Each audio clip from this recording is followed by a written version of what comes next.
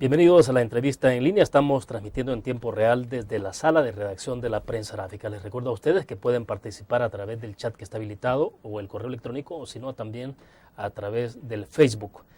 El presidente Funes se encuentra en gira oficial por Cuba en su segundo día consecutivo junto a un grupo de empresarios locales, españoles y colombianos. Ha llegado a la isla con un convenio marco sobre ciencia y tecnología ratificado por el primer órgano del Estado. Mientras tanto, en América Latina han ocurrido algunos hechos políticos como las elecciones en Venezuela y Brasil y la perturbación del orden público en Ecuador, que algunos califican de un intento de golpe de Estado, que es un tema que está en discusión justamente en Ecuador y en América Latina, desde luego. Vamos a conversar de estos temas con nuestro invitado esta mañana, Facundo Guardado. Él es exdirigente del FMLN y analista político. Facundo, es un gusto. Buenos días. Gracias, William. Buenos días. Bueno, si comenzamos con el tema de la visita que está en desarrollo en este momento del presidente Mauricio Funes a Cuba, Facundo. Bueno, para comenzar, llegó ayer, de acuerdo a los reportes periodísticos de los colegas que están allá, llegó a Cuba con 4 horas de retardo. Y bueno, fue recibido por el vicecanciller. Mira, la evidencia confirma que la visita del presidente a Cuba es un simple trámite y que en la agenda no hay nada trascendental. Estaba obligado a cumplir con ese paso para salir del paso, valga la redundancia. Y francamente, algunas de las cosas que él ha dicho allá, francamente yo no creo que el presidente haya descubierto en Cuba y a esta edad que existen los asocios públicos y privados. O sea, me parecería, digamos, bastante ingenuo de mi parte creer que hasta esta edad el presidente tiene que ir a Cuba para descubrir que existen las asociaciones público-privadas. Digo, cosas de ese tipo cuando uno lee, digamos, comentarios de ese tipo que hay que aprender de Cuba a las asociaciones público-privadas, digo, bueno, si eso existe en todo el mundo y existe desde el siglo XIX o mucho antes. Entonces, yo no creo que de esta visita salga nada trascendental. Y por otro lado, quiero también decir que para quienes tienen, digamos, temores en el plano ideológico, mira, el régimen cubano no tiene ya capacidad de nada. O sea, es un sistema que está en una agonía, en estado de coma, igual, digamos, puede durar 3 meses que 5 años, pero no tiene ya ninguna influencia sobre el mundo exterior. Facundo, perdón, pero ¿cree usted entonces que esta visita está más cargada de simbolismos? Es puro simbolismo, exactamente. O sea, es una cosa, digamos, de... La dirigencia del frente necesita, igual que lo necesita Chávez, hacerle creer a una buena parte de la población de que son de izquierda. Ellos creen que hay una militancia a la cual hay que presentarle un rito. Y para eso van allá y llevan casi atado al presidente, digamos, para llenar estrictamente un rito, para autocomplacerse que son de izquierda.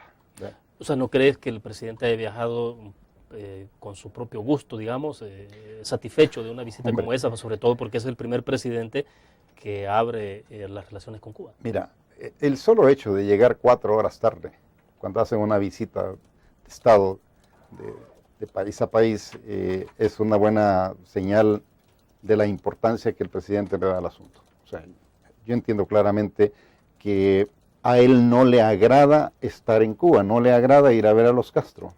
Y además porque no saca absolutamente nada de eso. O sea, de esta visita, William, es que no va a salir nada más, digamos, el costo. Yo entiendo, va un grupo de gente que lo acompaña, si me hubieran invitado a mí con los gastos pagados y hotel y no sé cuánto, y ir al Riviera, y ir al show del Tropicana, por supuesto que también me voy en el grupo, pero nada más para eso, digamos. ¿Los empresarios que van con el presidente, crees tú que no tendrán mayor resultado en esa visita? Es decir, van en busca de hacer negocios, evidentemente, pero ni siquiera eso. Es que la situación de Cuba es triste ahora, sencillamente. O sea, el gobierno está despachando, el gobierno necesita despachar del Estado a más o menos al 35% de los empleados. Ya anunciaron que van a despachar a 1 millón y de aquí a febrero se van 500,000. Y después de despachar 1 millón todavía les quedan 400,000 por despachar, porque no pueden sencillamente, no hay capacidad. O sea, Cuba tiene deudas con todo el mundo y ya nadie le da crédito. Entonces yo no me imagino, digamos, como un productor, un industrial salvadoreño va a comerciar con Cuba vendiendo productos en Cuba. Le van a decir que se los dé al crédito. Bueno, perfecto. Debo hacer una pausa. Cuando regresemos, ¿quién saca más provecho entonces de esta visita? ¿El Salvador o es Cuba en medio de una crisis como la que tiene? Vamos a la pausa, regresamos.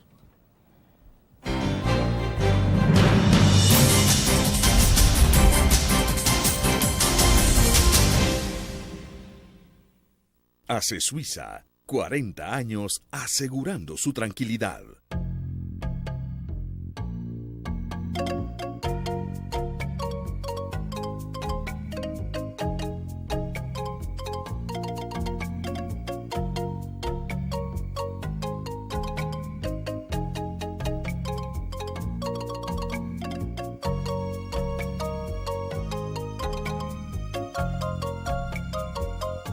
Por eso Hace Suiza te ofrece su apoyo.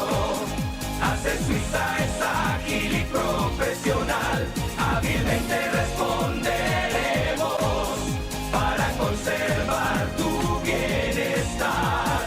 Hace Suiza es tu muralla de seguridad.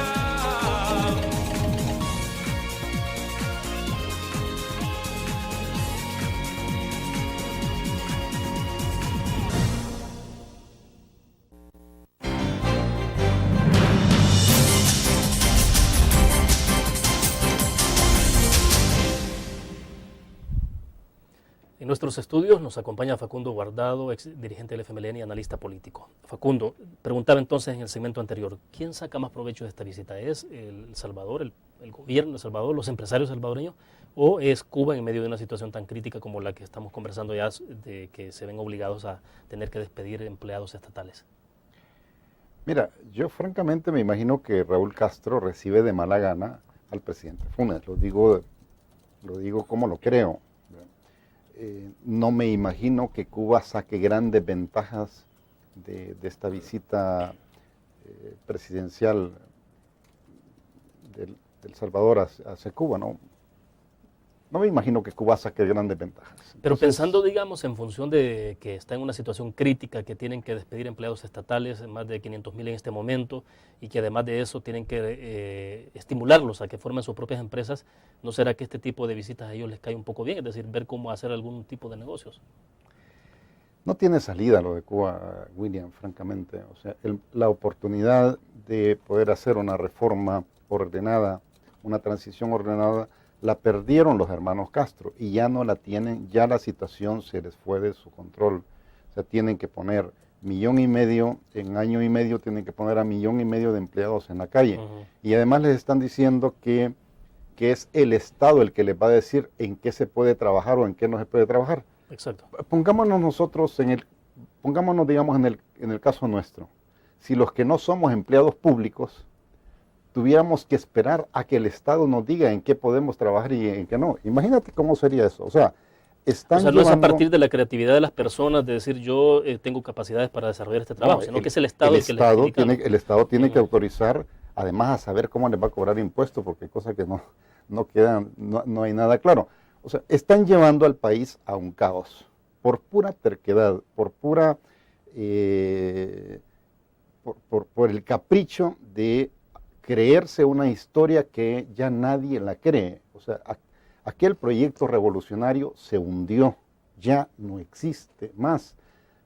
Entonces, nada más, digamos, están tratando de sostener a flote el barco, pero todo el mundo está viendo y ellos mismos están viendo cómo el barco se hunde.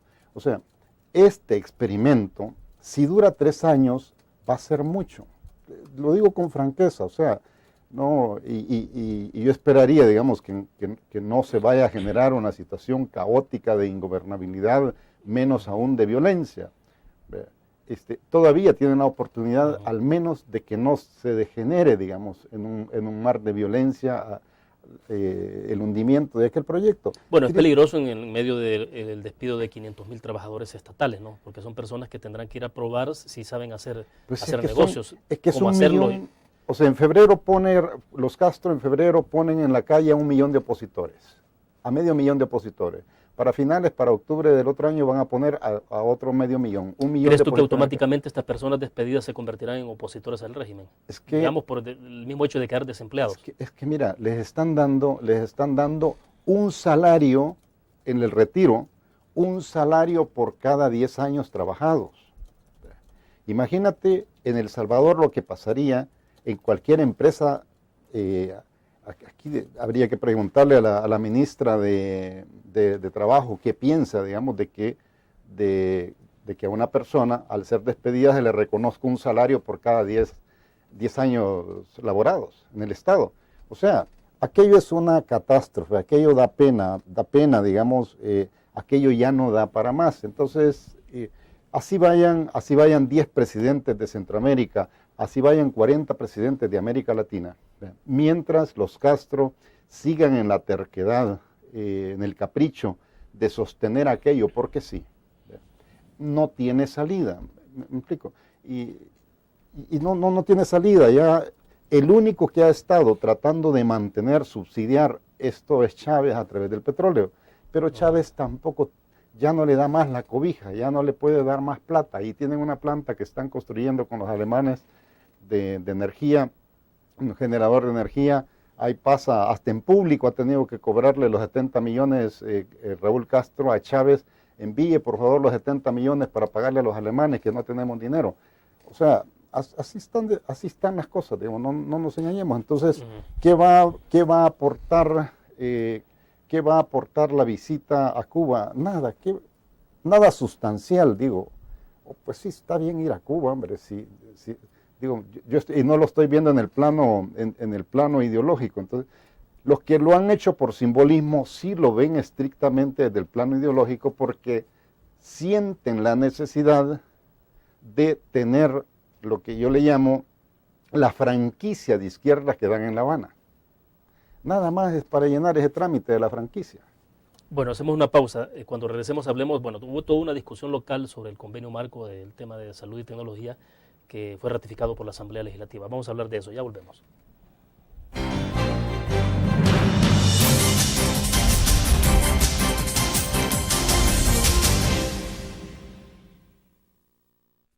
Todos los días salimos a dar lo mejor de nosotros, salimos a dejar el corazón en el trabajo. Cuando hay adversidad, salimos. Cuando no sale el sol, salimos. Así somos los salvadoreños. Ponemos el alma en todo lo que hacemos. Y esta vez también saldremos. Porque saliendo a trabajar es que se sale adelante. Blur, la revista más innovadora y moderna de todos los tiempos.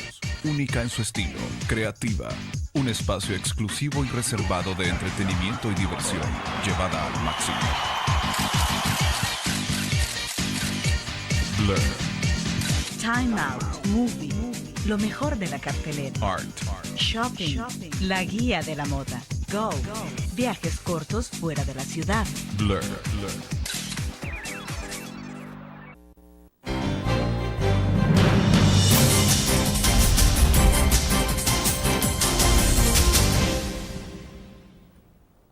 Bueno, quisiera que habláramos sobre toda esa discusión que se generó en las últimas 2 semanas en nuestro país, Facundo, sobre el convenio marco que debió ser ratificado por la Asamblea Legislativa, a excepción del Partido Arena, que no votó la semana anterior. Bueno, el presidente llegó a Cuba bajo el brazo con ese convenio ya ratificado. Pues quiero que hablemos de eso, pero antes debo evacuar algunas consideraciones, preguntas de los cibernautas.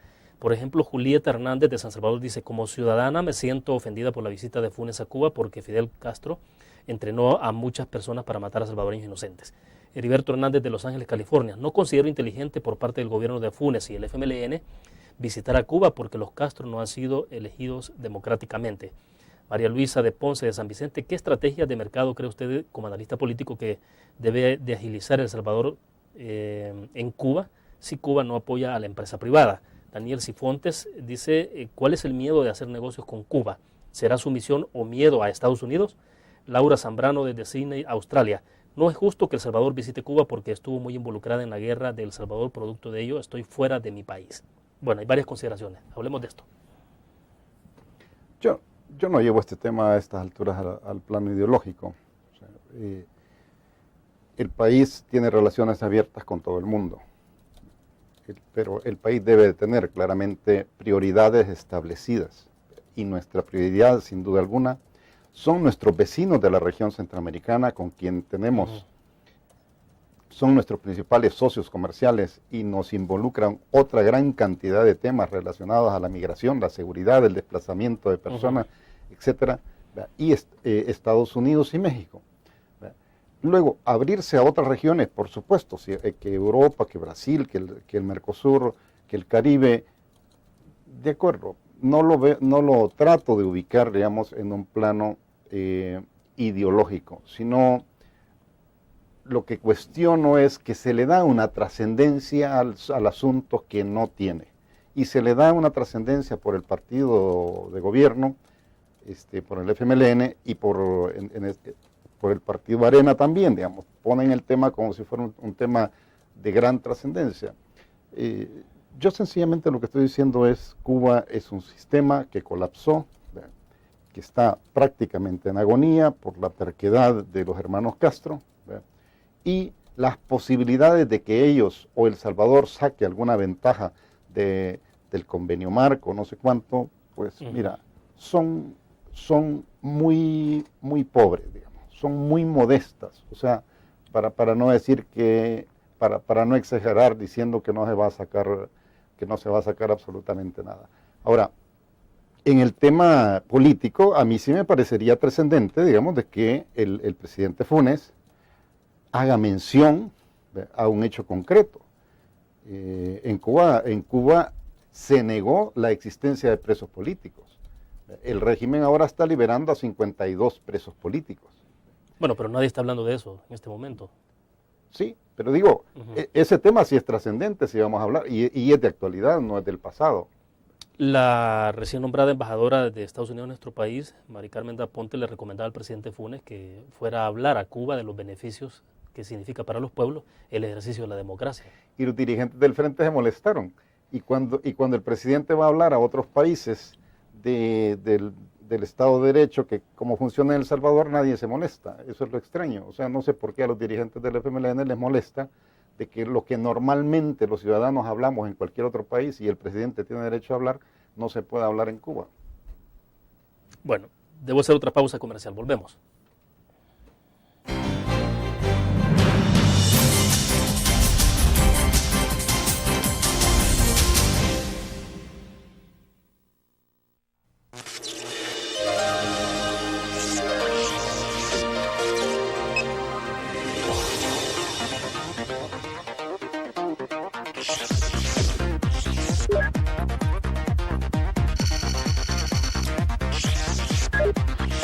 Estimulamos tus sentidos para que leas, veas, escuches e interactúes con la verdad.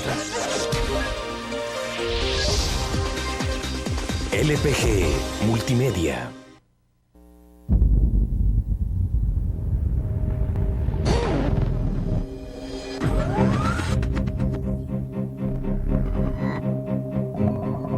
El inicio de una estrategia financiera desde los negocios y la actividad económica hacia toda Centroamérica. El Economista Regional, una revista especializada donde encuentras el panorama empresarial y los principales movimientos financieros. El Economista, el modelo regional de información económica.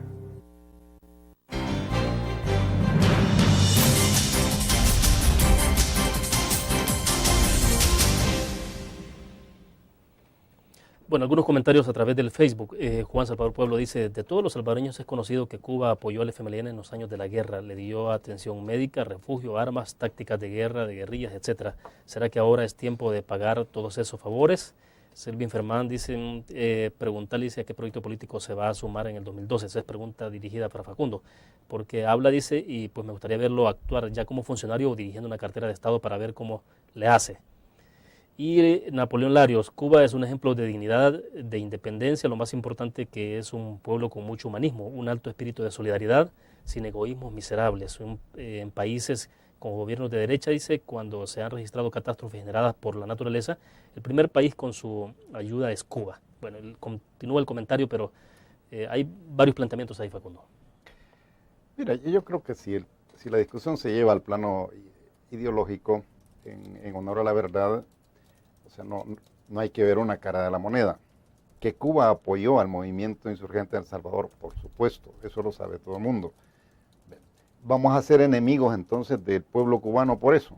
Y Estados Unidos, el gobierno norteamericano, y no en Estados Unidos se entrenaba todo el ejército durante la guerra, y se entrenaba en Honduras, en Palmerola, y los sandinistas también apoyaron la insurgencia, y entonces ahora, desde el punto de vista ideológico, vamos a seguir en guerra con Estados Unidos, contra Cuba, contra Nicaragua, contra Honduras, contra todos los que dieron algún apoyo a algún bando en el país. O sea, es sencillamente una estupidez, digamos. Yo se lo digo con mucha franqueza a quien lo dicen, es una gran estupidez seguir pensando de esa manera. Y yo los invito, digamos, a que cierren, a que le den vuelta a la página y vean hacia adelante. O sea, ¿será que hay mucha argumentación muy propia de la Guerra Fría?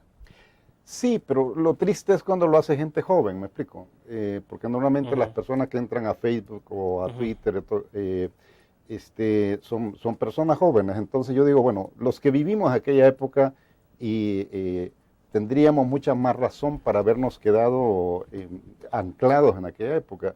Y yo veo que buena parte, digamos, de la gente ya se desancló de esa época. Entonces mi invitación es, mire, no saque el argumento de que si en Cuba se entrenó, si Cuba apoyó, porque que apoyó. Pero también Estados Unidos apoyó del otro lado y otros países apoyaron del otro lado. O sea, hubo una firma de la paz en El Salvador, hubo un acuerdo definitivo, le dimos vuelta a la página y seguimos hacia adelante. Entonces, mi invitación siempre es, ok, hablemos de los temas que son trascendentes y no sesguemos las cosas, digamos. O sea, si vamos a hablar de una cara de la moneda, pues hay que hablar de la otra. Entonces yo no tengo ningún problema en decir, Cuba y Estados Unidos apoyaron a cada bando. Sí, por supuesto. Eso es reconocido en el planeta entero, no es ningún secreto. Pero no por eso vamos a ser enemigos ni del uno ni del otro. Bueno, hablemos entonces del caso concreto de la inminente llegada, bueno, ya están algunos aquí, de médicos cubanos a nuestro país. Alrededor de todo esto surgió el tema ideológico, desde luego, el temor en algunos sectores de derecha de que, por la experiencia que ha habido, por ejemplo, en Honduras y Venezuela, con la presencia de médicos cubanos y de otros sectores, que los han visto más con la llegada de estos médicos más en un plano ideológico o de trabajo, de concientización política, más que de otra cosa. No sé si este puede ser el caso en el país o no. Mira, está por verse, o sea, yo no puedo dar opinión todavía de qué es lo que van a hacer porque no lo hemos visto. Es claro que en Venezuela hay alrededor de 22.000 cooperantes cubanos, ¿verdad?, enviados por el Estado, y el Estado venezolano le paga al Estado cubano, no a las personas. Lo cual yo le he llamado, lo he escrito públicamente, una nueva forma, una forma moderna de esclavismo del siglo XXI. Entonces, en Honduras el sistema era bastante similar. Yo espero que en El Salvador eso no suceda. Eso es lo que yo espero, digamos. La viceministra de Salud nos decía... Porque además sería indigno para nuestro país, digamos, sería indigno para nuestro país tener que vienen personas a las cuales hay que pagarle al Estado cubano para que ellos les paguen el salario. O sea, para mí, si viene un profesional de cualquier parte del planeta a trabajar en El Salvador, ese profesional debe tener, digamos, las mismas prestaciones, los mismos derechos que tiene cualquier otro ciudadano que trabaja en nuestro país, sin más y sin menos. Pero el punto, los resquemores políticos, entonces habría que ver hasta que ellos ya estén acá, porque también... O sea, sí hay un fundamento. Si nos referimos a Cuba y a Venezuela y Nicaragua, por supuesto que tiene fundamento la preocupación. La viceministra de Salud, Violeta Mengíbar, me decía la semana pasada que dentro de este marco, de este convenio que se ha firmado, lo que vendría al país serían aproximadamente 20 médicos cubanos en calidad de una especie de asesores que estarían por un año, no más. O sea, no se está hablando de la presencia masiva de médicos cubanos, según ella. Digo, yo no puedo hacer juicio sobre lo del Salvador porque no lo hemos visto, pero lo que sí, digamos, conozco de primera mano es que en Venezuela hay alrededor de 22,000 cooperantes cubanos que el convenio es que el gobierno venezolano le paga al gobierno cubano y a ellos les dan una dieta. Entonces es una venta, digamos, es una venta de fuerza laboral que le hace el Estado cubano al Estado venezolano para que le pague el petróleo, lo cual me parece absolutamente indigno, digamos, para los dos países. Y más aún para los derechos humanos de las personas que son sometidas a eso. Y yo le diría a las autoridades de salud, ¿y por qué no hacen un contrato moderno como se hace con cualquier cooperante de la India, de China, de Rusia, de Canadá? ¿Por qué no hacen un contrato como el que se hace con cualquier cooperante? ¿Por qué tienen que esconder cosas? ¿Por qué tienen que hacerle pliegues y laberintos al asunto? Aquí se contrata en El Salvador a cooperantes de cualquier parte del planeta y existen unas bases para que la gente concurse y para hacer los contratos, si es 1 año o 2 años, ese no es el tema, digamos, y se le paga directamente a esa persona sus honorarios de acuerdo a la plaza que ocupa. Punto. Eso es toda la historia. O sea, no sé por qué tienen que darle, digamos, tanto alambique al tema. Bueno, hacemos otra pequeña pausa comercial, volvemos con más.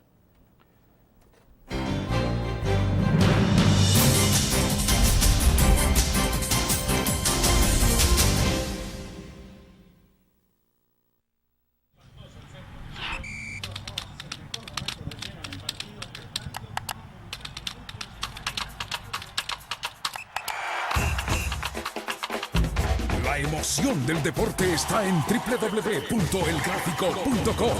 Ingresa al nuevo escenario deportivo y descubrí toda la pasión del deporte. Fotos, videos, fichas y resultados de las mejores ligas del mundo. Elgráfico.com. Conectados por deporte. Learn. La revista más innovadora y moderna de todos los tiempos. Única en su estilo, creativa. Un espacio exclusivo y reservado de entretenimiento y diversión, llevada al máximo. Blur. Time Out, Movie, lo mejor de la cartelera. Art. Shopping, la guía de la moda. Go, viajes cortos fuera de la ciudad. Blur.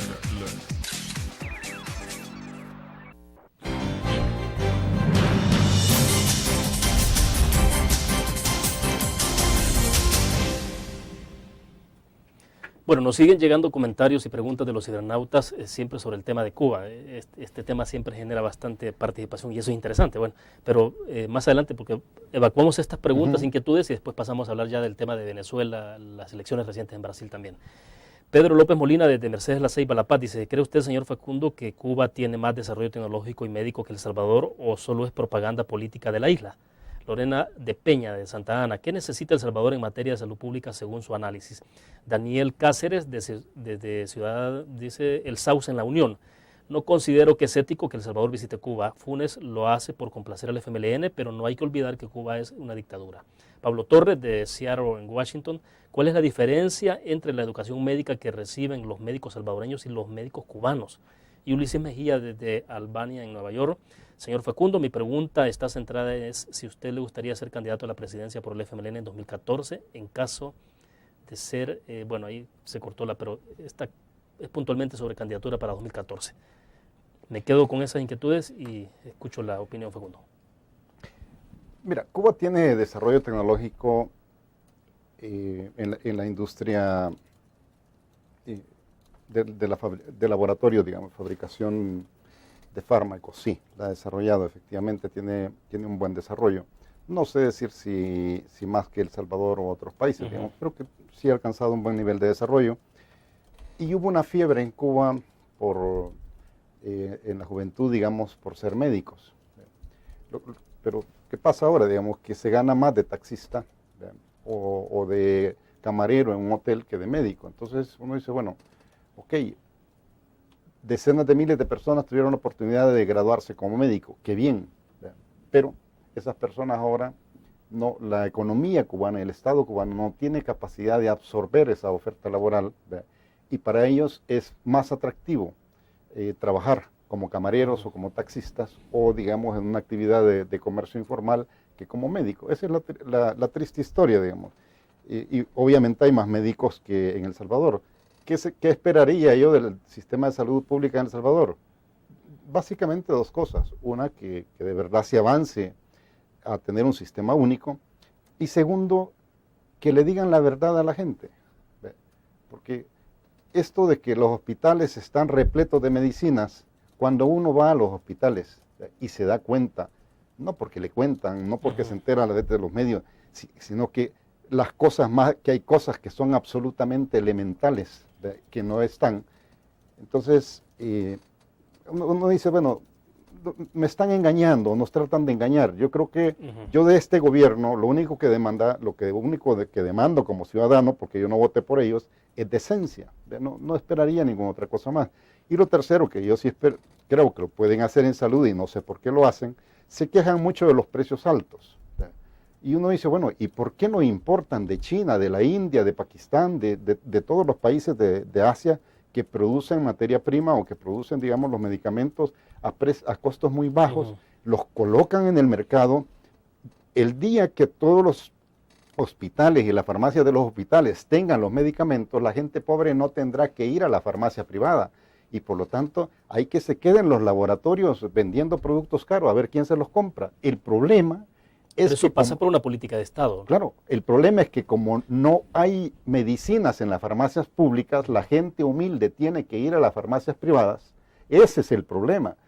No que estén comparando a los laboratorios con el narcotráfico, que me parece una aberración, digamos, bastante grande, pues, para que lo hagan los funcionarios públicos. No, dedíquense a lo de ellos, es abastecer a las clínicas, abastecer a las farmacias públicas con suficiente oferta para que la gente humilde no tenga que ir a la farmacia privada y para que los laboratorios, sean nacionales o extranjeros o de planeta Marte, no se aprovechen de la gente. Eso es todo, y que terminen la otra discusión medio tonta que tienen. Esas tres cosas esperaría. Sobre participación política, yo lo que puedo decir es, yo soy, en esencia, soy político, digamos, como ciudadano, como ser humano, siempre estoy en el medio, no tengo en mis metas, digamos, no tengo ninguna apuesta este día hecha.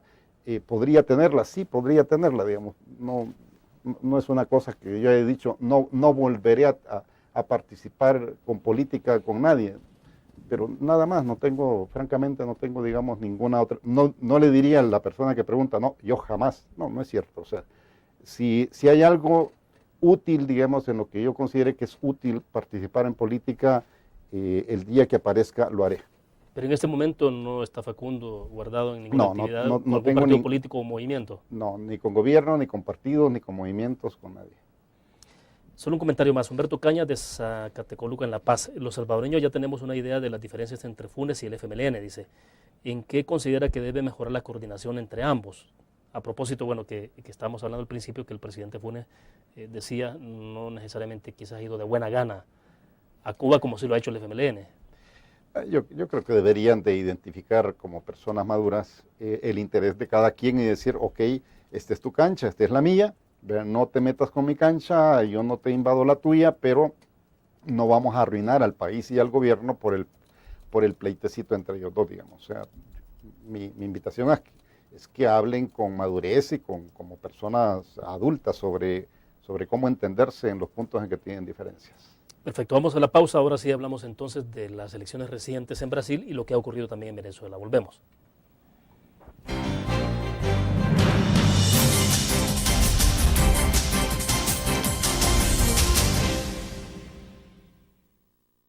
Hace Suiza 40 años asegurando su tranquilidad.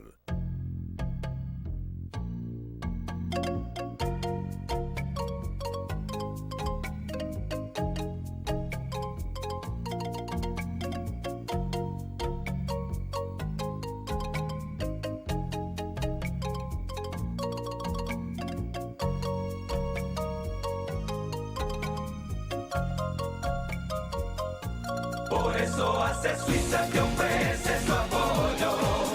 Hace Suiza es ágil y profesional, hábilmente responderemos para conservar tu bienestar. Hace Suiza es tu muralla de seguridad.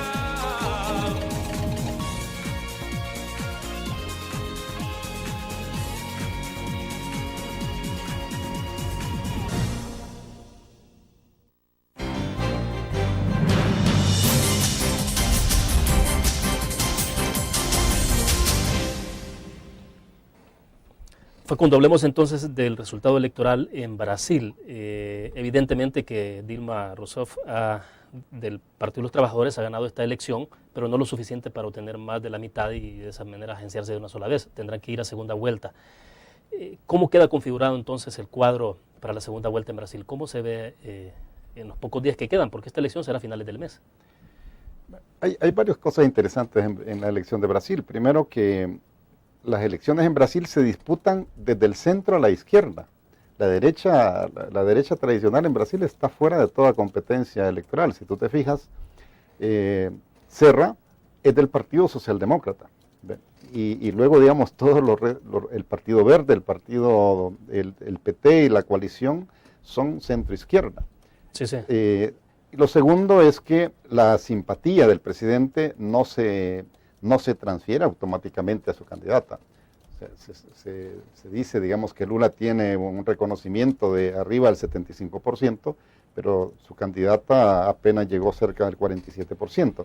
Esa es como una norma en todas las elecciones en todos los países de América Latina. Pasó en El Salvador incluso. Sí, y pasó también en Chile recientemente. La popularidad de Michelle Bachelet cerró con una popularidad altísima. Muy alta, no se la transfirió. Bueno, y le estaba pasando en Colombia a Santos también con Uribe. Hubo un momento en que la popularidad no la estaba explotando, digamos. Al final le fue bien, pero bueno. Mira, yo no descarto un buen acuerdo entre Serra y el Partido Verde, entre el Partido Socialdemócrata y el Partido Verde, porque el Partido Verde puede estar mucho más cómodo con Serra que con Dilma, porque al final el Partido Verde, digamos, es prácticamente una escisión del agrupamiento de Lula, y una fórmula de esa naturaleza no es extraña. De hecho, Lula llega en su primer mandato en un acuerdo con un partido de derecha. Recuerda que el vicepresidente, digamos, de Lula era un banquero que había hecho toda su historia en Boston. Entonces, para Brasil no es extraño, digamos, un acuerdo entre el centro y la izquierda. Obviamente todos... O sea, perdón, nadie se asustaría en Brasil, ¿crees tú, de ver un acuerdo entonces del Partido Verde con el PT o con el partido de Serra? Es decir, eso no genera... El PT no creo que le quiera dar mucho al Partido Verde. O sea, yo creo que Dilma, con la cantidad de votos que ha sacado, con el porcentaje que ha sacado el Partido Verde, va a demandar mucho. O Dilma se abre a darle, digamos, una tajada importante del poder, al Partido Verde, o el Partido Verde seguramente para Serra es un gran atractivo, digamos, pactar con el Partido Verde. Entonces yo no veo tan automático como que Dilma va a pactar con el Partido Verde mañana y ya la victoria está hecha. Habrá que esperar un poquito, porque ya digo, el mismo Lula llegó en un acuerdo similar, en un acuerdo con un partido de centro derecha moderno, un partido pequeño pero de centro derecha. O sea, no es extraño ni para ningún brasileño, digamos, un acuerdo de esta naturaleza. Facundo. O sea, nadie lo va a condenar, como pasaría en El Salvador, que habría gente quemándose en la plaza pública porque la izquierda y la derecha se pusieron de acuerdo. No, ahora mira, los proyectos políticos en el planeta ahora todos son heterodoxos, todos son una amalgama, digamos, de distintas visiones políticas. Facundo, ¿por qué la derecha tiene poco que hacer en Brasil concretamente? ¿Por qué no se ve jugando a la derecha como lo ha hecho en otros países? Se quedaron sin agenda y la izquierda logró poner unas agendas tan modernas en la administración de ciudades importantes que que la derecha se quedó fuera de base, digamos. O sea, la administración de las grandes ciudades por la izquierda desde finales de los 80, 90, fue tan exitosa que la izquierda se quedó fuera, la derecha se quedó fuera de base, y ya no logró rehacer, digamos, una agenda del pasado. O sea, derecha se le llama en Brasil, los que quieren llamarle a Cardoso. Cardoso es un socialdemócrata. José Serra, el actual candidato del Partido Socialdemócrata, le pueden llamar derecha si quieren, pero Serra es un socialdemócrata. Bueno, hacemos una pequeña pausa, volvemos con más de la entrevista en línea.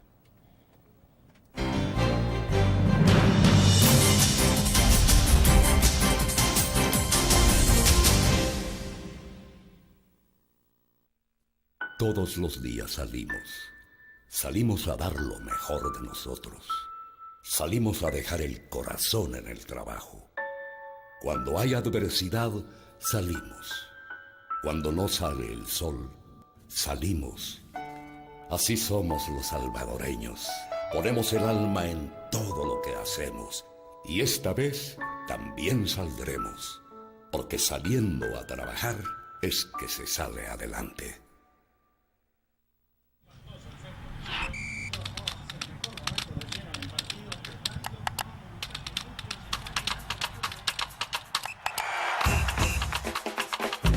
La emoción del deporte está en www.elgráfico.com. Ingresa al nuevo escenario deportivo y descubrí toda la pasión del deporte. Fotos, videos, fichas y resultados de las mejores ligas del mundo. Elgráfico.com. Conectados por deporte.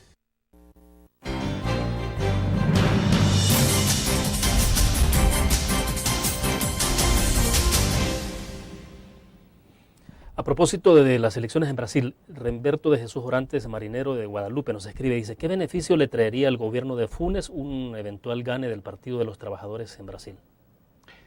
Que tiene asegurado una interlocución por largo rato, una comunicación. Continuidad de los proyectos que se han establecido en este momento. Sí, que todo lo que han conversado, digamos, sobre acuerdos no entrarían en duda, pero tampoco entrarían en duda, para estar claro, digamos, si gana la otra opción, si gana Serra con el Partido Verde, tampoco se ponen en duda, o sea, la cooperación con El Salvador.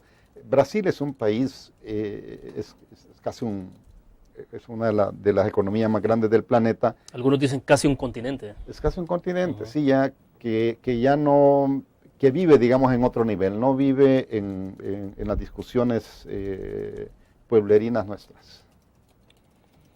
A ver, entonces, como para cerrar sobre el tema de Brasil, estamos ante un resultado electoral que dependerá evidentemente de las alianzas que haga el Partido de los Trabajadores con el Partido Verde o el Partido de Serra con el Partido Verde. O sea, eso va a ser la clave del éxito de cualquiera de los dos candidatos. ¿Quién pacta con el Partido Verde? ¿Quién pacta con el Partido Verde? Hoy por hoy no te atreverías a vaticinar en qué va a terminar esto. Yo me imagino más bien un resultado bastante cerrado. O sea, me imagino un resultado bastante cerrado. O sea, la gente en Brasil no es entregándole el gobierno, digamos, a uno u otro, no está poniendo no hay nada que se esté poniendo en riesgo. No hay traumatismo. No hay ningún traumatismo. O sea, las políticas que siguió Lula, esencialmente las políticas económicas son las mismas que traía Manuel Enrique Cardoso. Así, si Lula lo quiere llamar de derecha, que le llame de derecha, pero las políticas que él ha seguido durante los 8 años son las mismas. Lula hizo en la economía y comercio exterior, Lula hizo modificaciones, por ejemplo, el plan Hambre Cero, y esto es lo que le ha dado una votación importante en algunas zonas empobrecidas del país, pero las grandes ciudades están gobernadas por la socialdemocracia, por el Partido de Serra, y han arrasado en las grandes ciudades también. O sea, que los grandes centros urbanos donde se mueve la masa, digamos, de la economía brasileña está hoy gobernada. Sao Paulo, dígase, la victoria ha sido contundente del Partido de Serra, pero qué de uno o qué de otro, el vínculo con Centroamérica, con El Salvador, con Estados Unidos, en Brasil no se pone en discusión. O sea, Brasil no es Venezuela, no es Ecuador, no es Nicaragua, no es El Salvador, que saltamos, digamos, de extremo a extremo. Salvando las diferencias que hay en cada uno de los países, el caso de lo que está pasando, lo que ocurrió en Brasil, lo que ocurrió en las elecciones en Venezuela. Lo que vemos entonces en Brasil es la consolidación de los proyectos de izquierda moderada. ¿Sería correcto? Centro-derecha. Centro-derecha. De centro-derecha, digamos, ¿A centro-izquierda? Sí, a izquierda. O sea, porque tampoco caben radicales en Brasil, ¿no? No, o sea, todo el mundo está participando en el marco del sistema. O sea, el Partido Verde está compitiendo dentro del sistema, no es un partido antisistema. Ahora, vámonos entonces a Venezuela. En Venezuela Hugo Chávez no salió tan bien parado en las elecciones legislativas recientes, es decir, perdió el control de la mayoría calificada. Sí, la historia en Venezuela ya cambió. Cambió, o sea, yo creo que lo que más le costó a Chávez fue su arrogancia, su prepotencia, y está pagando caro su narcisismo, porque Chávez cuando hace referencia, ¿qué referente tiene Chávez?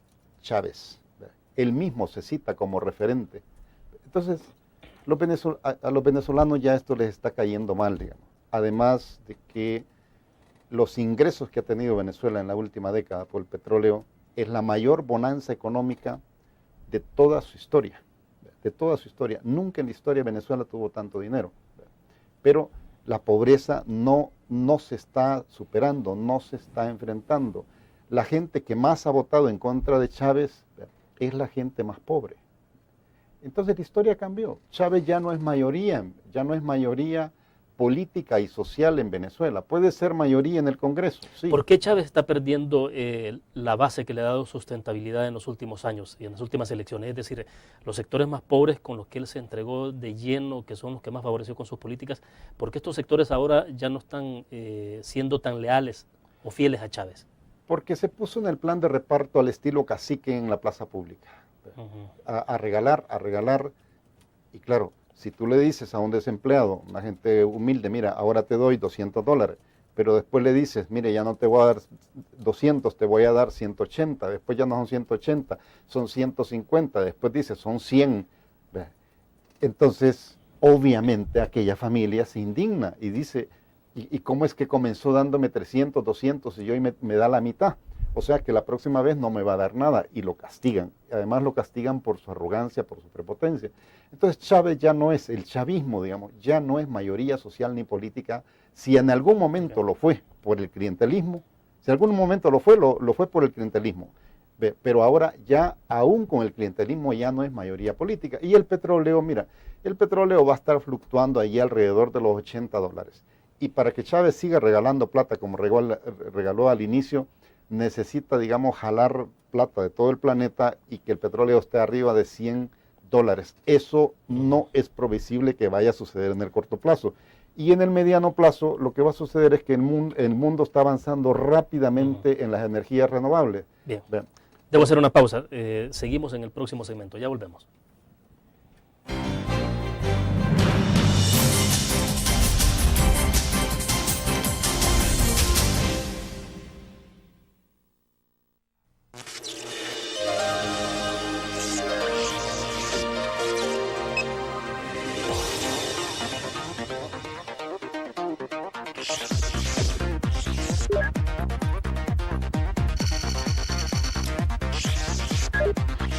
Estimulamos tus sentidos para que leas, veas, escuches e interactúes con la verdad. LPG Multimedia.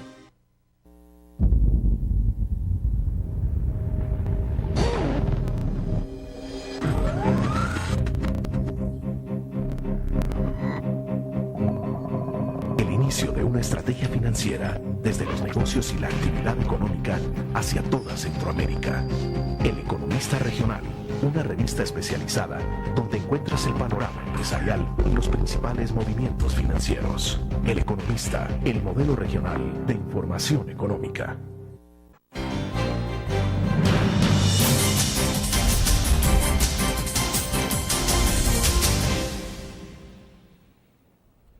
Seguimos en nuestros estudios conversando con Facundo Guardado. Pues bien, Facundo, entonces, ¿qué podemos decir entonces? En el caso de Brasil se consolida los proyectos, decías, centro-derecha, centro-izquierda. En el caso de Venezuela está ocurriendo algo distinto. El proyecto radical de Hugo Chávez con Socialismo Siglo XXI es el va que hacia el ya tuvo su centro. tope. Venezuela va hacia el centro. O sea, la derecha que llevó a la ruina, digamos el viejo COPEI y el viejo AD, tienen que haberse dado cuenta a estas alturas que no tienen opción política y que se modernizan o no tienen nada que hacer en la política moderna. Y Venezuela avanza, digamos, hacia el diseño de un proyecto más de centro y de políticas públicas más responsables.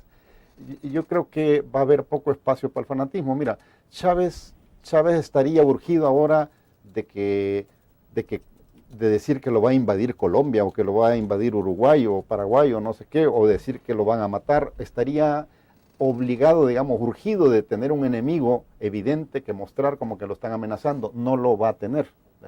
Y como no lo va a tener, Chávez no va a poder, digamos, destacarse más. Y ahora sí le van a comenzar a contar una a una las costillas en el Congreso. Entonces, y esa va a ser otra historia. O sea, Chávez no va a poder tomar una sola decisión trascendental para Venezuela sin pactar con la oposición. Esa es la cruda realidad ahora, y por lo tanto va a tener que aceptar las reglas del Estado de Derecho. ¿Qué impacto puede tener eso, perdón Facundo, qué impacto puede tener esto en la cooperación internacional que ha tenido Hugo Chávez sobre varios países en América Latina? Y concretamente, en el caso de PDVSA, por ejemplo, con Albapetróleos, ¿puede tener repercusiones lo que ha ocurrido a nivel legislativo? Por supuesto. Todas las regalías que Chávez ha venido haciendo a sus amigos en el planeta, ahora estarán bajo control del Congreso. Se acabaron ese tipo de discrecionalidad arbitraria que tenía Chávez, se terminó. Cada vez PDVSA, cada vez, digamos, el gobierno va a tener menos margen de tomar esas decisiones arbitrarias, de regalar plata para aquí, toma, quédate tú con esto ahora, Daniel Ortega, toma, aquí tienes 27 millones para que des unos bonos al Estado, o todos esos trances se estarán ahora mucho más acotados desde el Congreso venezolano. Y la única apuesta que tiene Chávez es ver cómo logra dividir a la oposición. Porque él ya no tiene nada nuevo que ofrecer a Venezuela, entonces, y su proyecto no tiene nada nuevo que ofrecer, y su única apuesta ahora será buscar algún enemigo en algún lado, para decir que lo están atacando y ver cómo divide a la oposición. Ahora, tengo la impresión de que no será tan fácil ahora dividir a la oposición, sobre todo porque es un proyecto que va en crecimiento.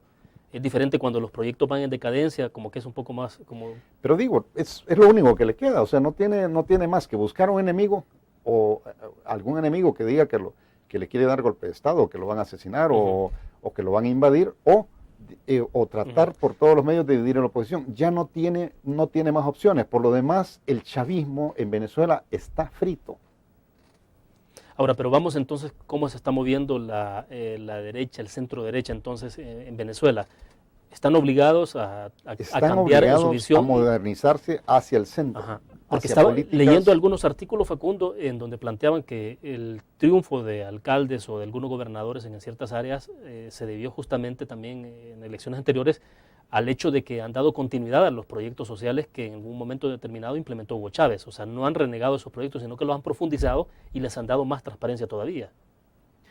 Sí, recuerdo que el sistema político venezolano colapsó por el reparto que se hacían entre las élites partidarias, en esencia, digamos. Se repartían absolutamente todo, un despotismo absoluto. Entonces, de esa derecha, los venezolanos no quieren saber más. La opción en Venezuela siempre será una opción hacia la izquierda. O sea, el chavismo, digamos, es un modelo autoritario, clientelista, populista, anclado, digamos, en un caudillo, en un cacique, que aparece como redentor en un momento de angustia de Venezuela, y que tiene su espacio, pero hacia futuro no tiene un proyecto político elaborado, diseñado. O sea, no creen en la democracia, no creen en el Estado de Derecho democrático. En cambio, la oposición democrática sí cree en las reglas de un Estado de Derecho democrático, y esa es la opción que se va a ir fortaleciendo más del centro a la izquierda, pero una izquierda moderna, no la izquierda populista y autoritaria. Perfecto. Vamos a la última pausa comercial y cerramos entonces sobre el tema de Ecuador. Ya volvemos.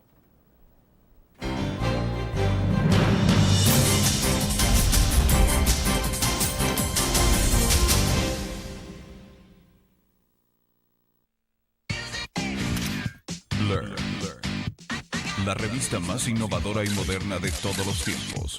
Única en su estilo, creativa, un espacio exclusivo y reservado de entretenimiento y diversión, llevada al máximo. Blur. Time Out, Movie, lo mejor de la cartelera. Art. Shopping, la guía de la moda. Go, viajes cortos fuera de la ciudad. Blur.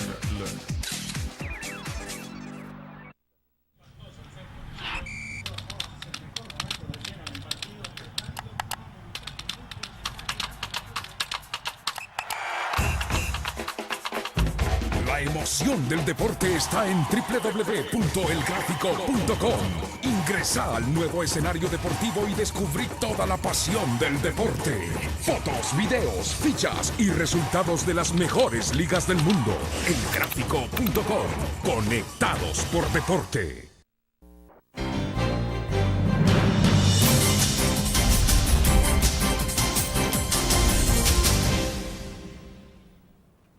Concluimos entonces la entrevista en línea sobre el tema de Ecuador.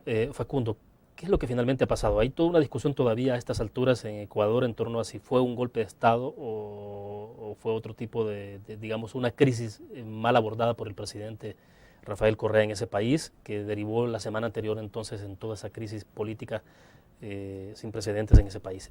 ¿Qué es lo que puede estar pasando en Ecuador? Bueno, sin precedentes no, porque Ecuador ha sido un país, digamos, muy inestable. Yo creo que subestimaron un foco de fanatismo y resentimiento, digamos. Subestimaron a ese movimiento de la policía y pareciera que el presidente no fue lo suficientemente informado previamente de que no debería de arriesgarse a acercarse a estos tipos que evidentemente eran fanáticos, violentos y resentidos. Entonces sí creo que hubo una falla en los servicios de inteligencia del presidente de la República para no tener que exponerse él a un grupo de esta naturaleza. Aquí en el país, después de la firma de la paz, bueno, no te acuerdas cuántos grupos desmovilizados se tomaron calles, no sé cuánto, bloquearon, y en una situación de ese tipo es un poco de prudencia. O sea, para mí el presidente Correa fue imprudente al irse a meter a un foco de fanatismo, de resentimiento y de un grupo violento, y lo pudieron matar.